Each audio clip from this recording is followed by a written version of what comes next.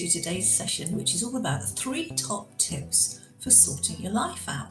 Sometimes we get feeling stuck and overwhelmed, and it might be because of something called incomplete. These are unfinished tasks, unresolved conflicts, or physical messes that are actually draining your energy. And we have enough of that going on, don't we? So today we're going to talk about success principle number 28, which is about cleaning up your messes and incompletes. So think about your workspace today. Look around. Is it clean and tidy? Or is it piled up of unfinished work, paperwork, or coffee cups? Now think about the rooms and cupboards where you live.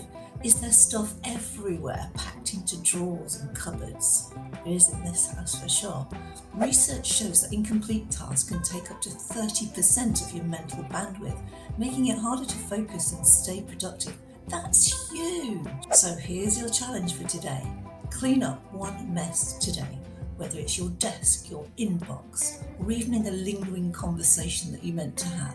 You'll free up mental space and feel lighter immediately. Remember, small actions lead to big results. And remember that 30% of mental bandwidth. It's actually lost to incomplete tasks. Don't let it hold you back. So here's an example. Last week I took my own advice and took everything out from underneath the stairs.